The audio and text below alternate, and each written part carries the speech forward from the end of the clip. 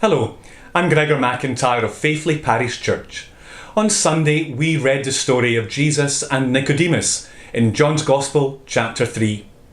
There we discover a story that's quite a contrast with the calling of disciples earlier in the book. First, we saw Andrew responding so quickly to Jesus being pointed at as the Lamb of God. He fetched his brother Peter. And then there was Philip, who left everything to follow Jesus and brought Nathanael. But Nicodemus is making choices of his own. He chooses the day to approach Jesus.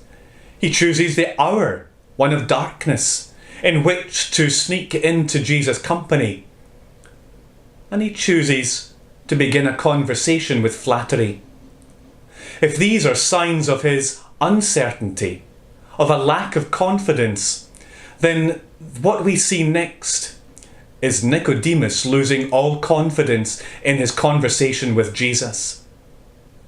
There is a misunderstanding, a puzzled kind of Nicodemus, lost as Jesus sees the struggle within him.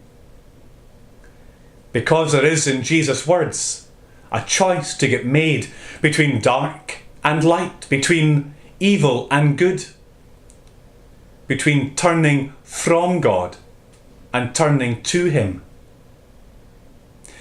Nicodemus knew what he was supposed to do. He would have understood the words and the images, but he's not ready to immediately follow as a disciple.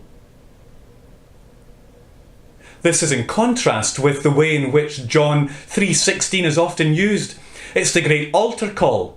God so loved the world that he gave his only Son, that whoever believes in him might have life.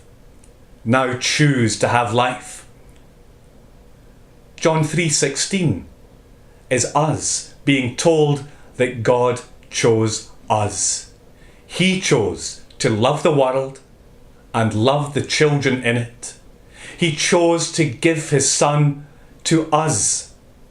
And all he wants is for us to turn in response, with faith enough, trust enough, to simply begin following, to come alongside Jesus, and then we'll see.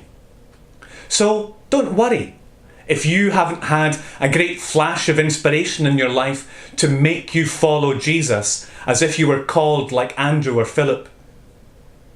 Nicodemus gets there, just a little more slowly.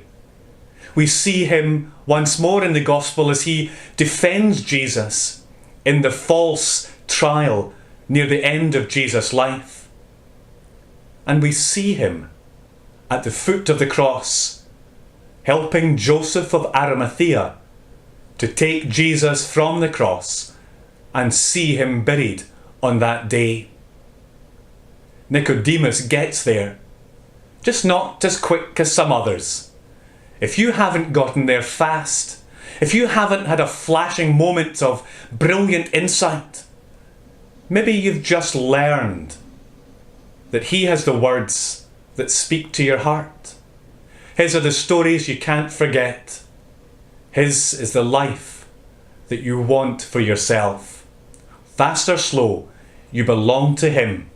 He chose you and made you his. Many blessings.